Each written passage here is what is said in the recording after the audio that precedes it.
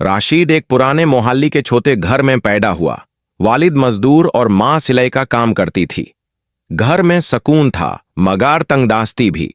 बचपन से ही राशिद की आदतें थोड़ी अलग सी थीं। जब उसके दोस्त गली में खेलते, वो अकेला छुप कर तस्वीरें देखता या नफरत भारी नजरें लड़कों की बहानों पर डालता। मां कई दफा समझाती, बेटा, बुरे काम से अल्लाह भी नाराज होता है और लोग भी। रशीद चुप रहता, मगर उसके दिल में हवस का बीज उगता जा रहा था। स्कूल से निकालते ही उसने नौकरी शुरू की, मगर वहां भी उसका हाल वही था। ऑफिस की लड़कियों को घूरता, उनके पीछे बातें करता। एक दिन उसके सीनियर ने उसे डांट दिया, रशीद, काम करो, यहां तुम्हें तनख्वाह इसलिए मिलती है, ना कि ये हरकतें करने के लिए। मगर रशीद की आदत ना गई। रात को बाजार की अंधेरी गलियों में फिरना, गंदी फिल्में देखना और ऐसे दोस्तों के साथ घूमना जो सिर्फ बुराई का सबक देते।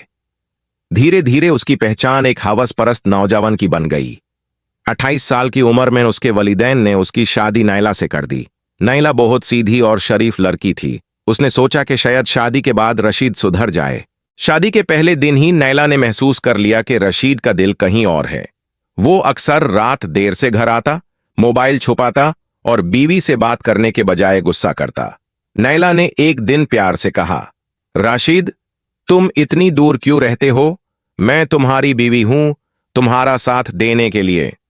रशीद ने सर्दी सी सांस लेकर जवाब दिया, तुम नहीं समझोगी, मुझे आजादी चाहिए, अपने तरीकाए से जीने की।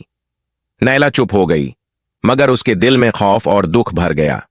एक दिन रशीद का दोस्त शाहिद उसे एक औरत से मिलवा कर बोला, यह जेबा है, शहर में नई आई है, तुम्हारी पसंद की चीज। जेबा असल में एक चलक औरत थी जो ऐसे मर्दों को फंसाती और उनसे पैसे निकलती। रशीद उसके जाल में फंस गया। रोज उसके पास जाता, पैसे लुटाता और घर वालों से झूठ बोलता। नैला को सब समझ आने लगा।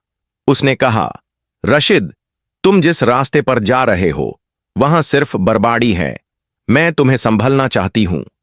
मगर रशीद हंस कर बोला, तुम औरत हो, तुम्हें क्या पता मर्दों की जरूरतें क्या होती हैं। कुछ ही अरसे में रशीद कर्जों में डूब गया। मां बाप की तबीयत बिगड़ गई।